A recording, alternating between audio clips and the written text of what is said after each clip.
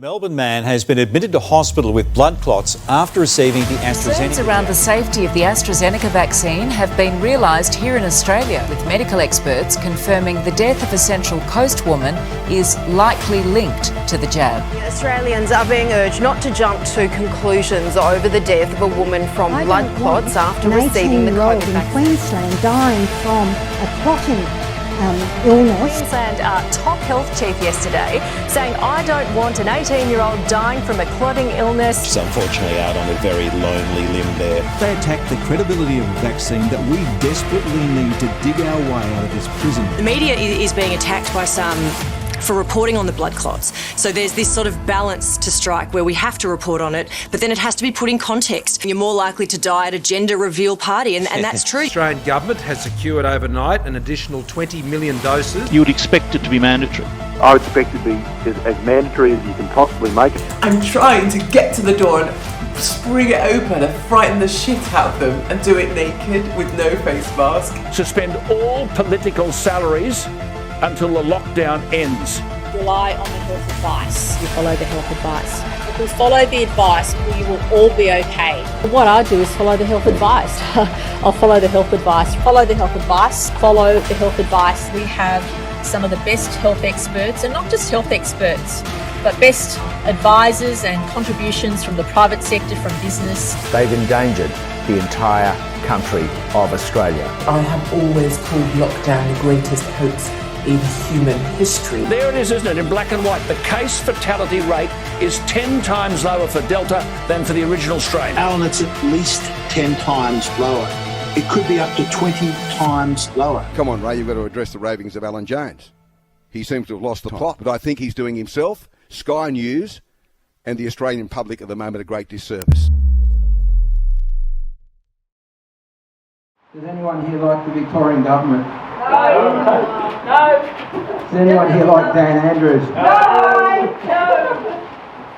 Give it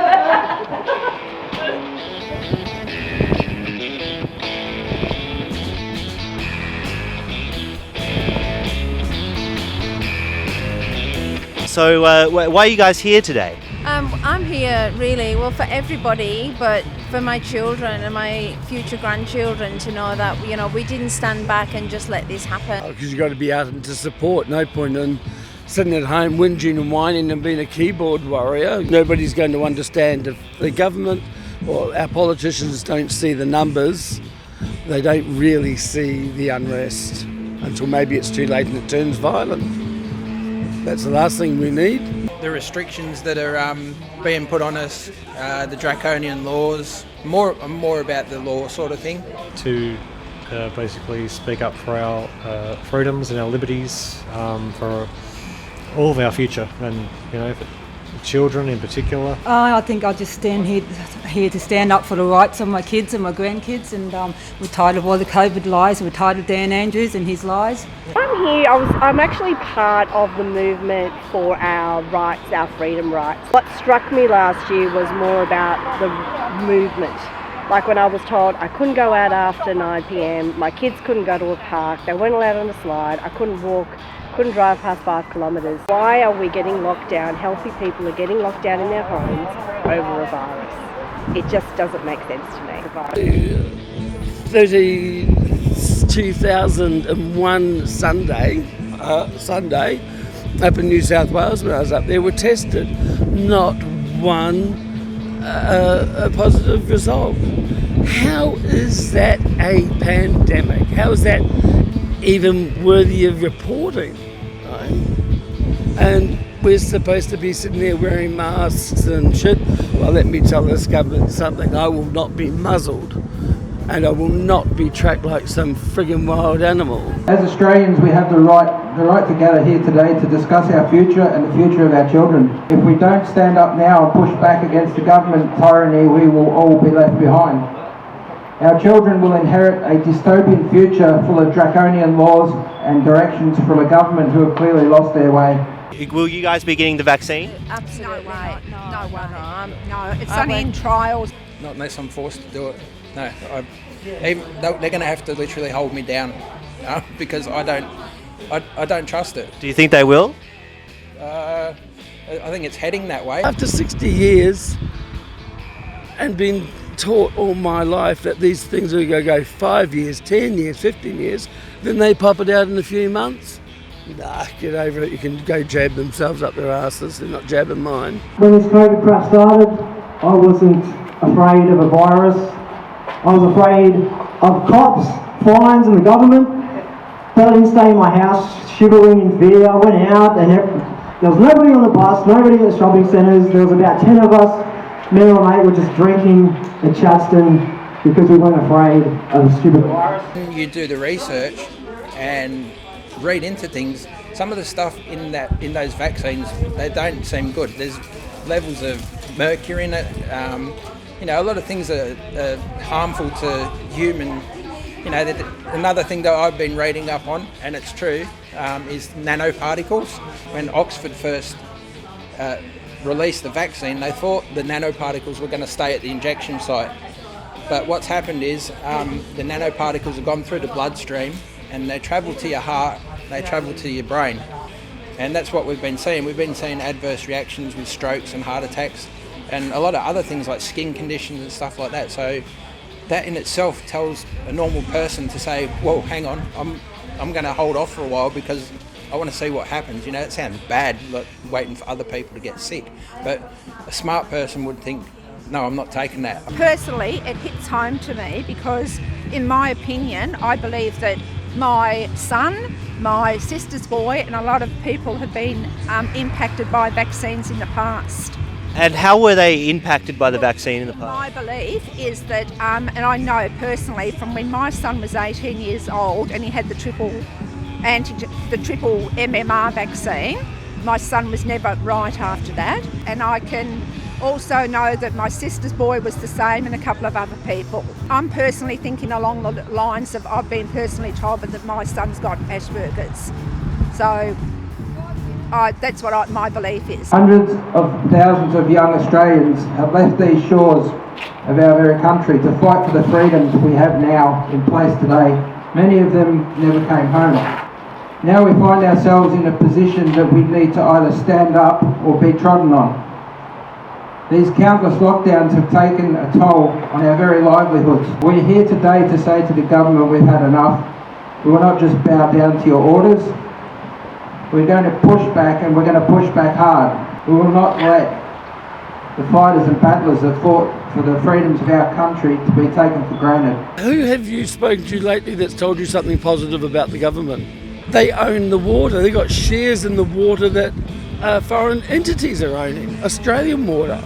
Just tell me, the list would be shorter as to what good they're doing, what people are happy about. So what would you say is worth criticising about how they've handled the COVID-19 situation? Well, there's only one. It doesn't matter what he say, doesn't matter what she say. What matters are the numbers. Now, you study the numbers, whichever way you want to do it. There hasn't been a COVID death, or I think there might have been one this year. Yet they've had over 200 with the vaccine. Yeah, okay. That makes me want it really bad. I guess the government has released figures about death tolls, and so it's something like 4 million worldwide. And in Victoria, it's something like 840 deaths. What would you say to that?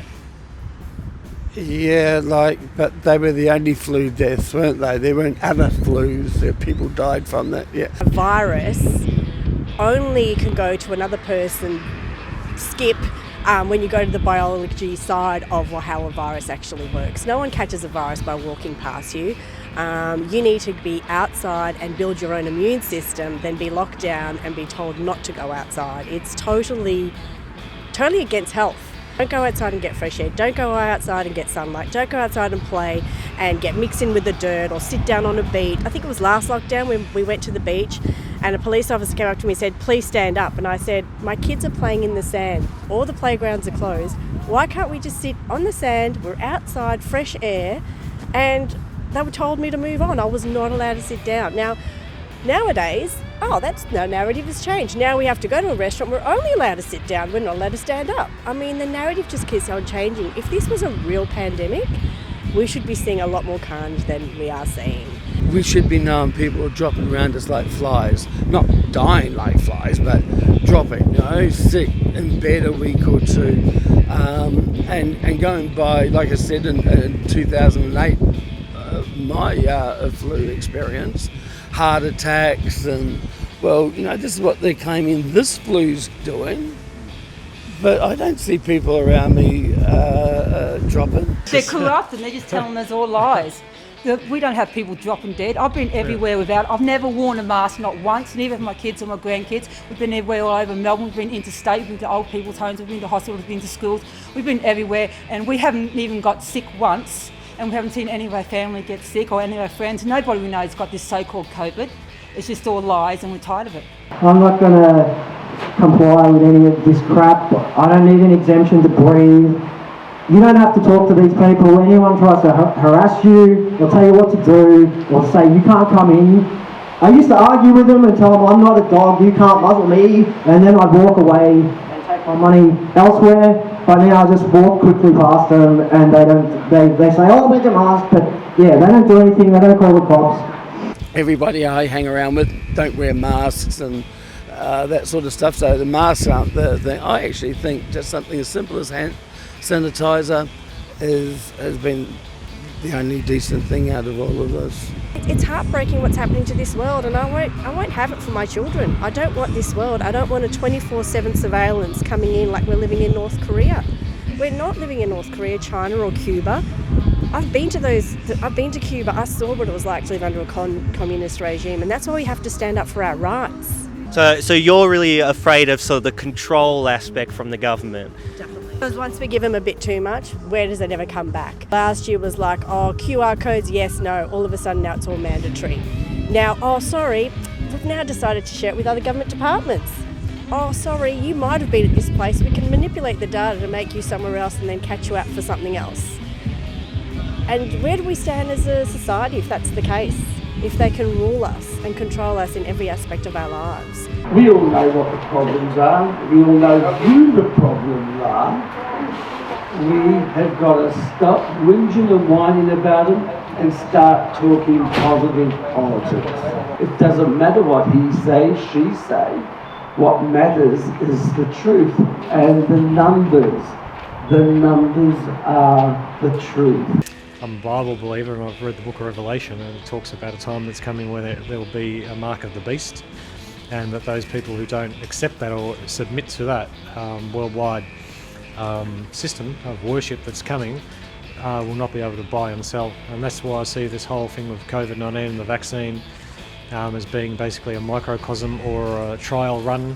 People who don't get the so-called vaccine are going to be basically ostracised and forbidden from doing certain things. And this is where I see an insight into what's revealed in the book of Revelation in the context of the mark of the beast, that people will not be able to buy and sell unless you receive the mark in your right hand or in your forehead. I make this promise to you all here today that I won't give up. I won't bow down to the government demands because I have my own demands. My demands are freedom to move around our city, freedom to visit my friends, freedom to go watch a movie, freedom to breathe without a mask. I love my country, I love this city, and there's no way in hell you're taking away our freedoms and locking us inside of our homes. There's no way you're making us wear masks. You, the government, have lost control. The people together have rights to remove you as we see fit. We're only growing, so this is just the start. We need to stand together and show the government we're not a pushover. We will stand strong because we are strong. Together we are strong. People getting thrown in the back of police cars or, told off for not wearing masks, it really gets my back up. I nearly got arrested a few weeks ago on the 29th of May at Flagstaff Gardens. Yeah. Okay, so what happened there? We just turned up there without masks, so we were big targets, and about 40 police surrounded us and threatened to arrest us if we didn't give them our name and address, and they didn't believe that we had exemption for masks. And so they sent which we do. Yeah, which we do. And so they sent us a big fine, and they said if we don't go back to our car, they're going to arrest us. They started to arrest me actually. They started grabbing my arms, and I didn't want my girlfriend to be left stranded and on her own. And so I started cooperating. I gave them my address, and plus I told them, which this is the truth, that my grandfather served a very long, distinguished career in the Victoria Police Force, I said, this is an absolute disgrace, your behaviour. Yeah, this is pathetic. I said, don't give me the excuse that you're just following orders, because that's what the Nazis said as well. We're just following orders. There's no excuse. What would you say the police should do in this instance? No, they should join us. Yeah, join us and investigate. There is actually an official group called Cops for COVID Truth, and some police are on the right side of history and they are aware of the truth and the hidden agenda behind COVID-19. And I think that they all need to open up their minds and stop listening and taking just blindly obeying orders from the people at the top echelons of the police force and the government, and investigate the bigger picture in regards to COVID-19, the truth about it, and the hidden, dark, sinister agenda. God bless lockdown, because if it wasn't for lockdown, I wouldn't have done all this research. I wouldn't have listened to Alex Jones talking about why God causes harm to people, because this life is short and it's illusory. If it wasn't for lockdown, I wouldn't know anything. I'd be trapped in the rat race, just caught up with work and money and materialism and relationships with toxic people. They're just obsessed with status and money, and they're the ones that are living in fear. They suck up to the system. They'll do anything they're told. They'll get as many jabs as they're told to get every day, every minute, if that's what it takes. I think Amelia, was it? She said to me that you've actually been struggling to organise these events because your Facebook has been interrupted. It's a common thing. Every day there's a restriction or something put on my account. I lost it the other day and I was lucky enough to get it back. And I've got over, I think, about 1,200 like-minded friends on there now. So it did annoy me when they took it away from me, but I was lucky enough to get it back. The media, Facebook, they're all suppressing what is the truth, or trying to, say, the facts aren't right. But a lot of the time the facts are right. A lot of people out there, they research things. They don't just go willy-nilly and say, oh, look, this is happening, It's all about research, so you've got to make sure that you know what you're saying is true. And what do you believe to be the truth in this situation? What I believe to be the truth is it's infringing on human rights really badly. You can't go and visit your nan. You can't go and visit your mum for Mother's Day. These laws are just absolutely ridiculous. Fair enough, there might be a virus out there, and I don't believe it's as deadly as they say it is. I believe it's a variant of the flu, honestly. And, this time around, especially this time around, compared to last year, you can see that the numbers of the deaths are way down, and apparently it's, the Delta strain, it's highly contagious, and it's all a load of rubbish. Yeah, one thing clear here, this is, and only has been about one thing, our freedoms. You take a man, a woman, a child, their right to be free, then you have a fight on your hands. We'll continue to hold gatherings, and I invite you all to come to the next one.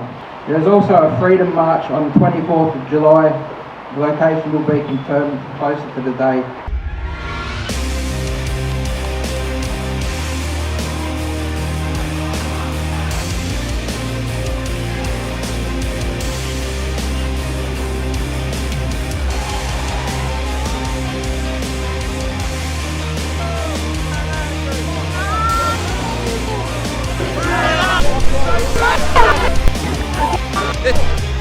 People are not just protesting lockdowns and protesting vaccinations. As you can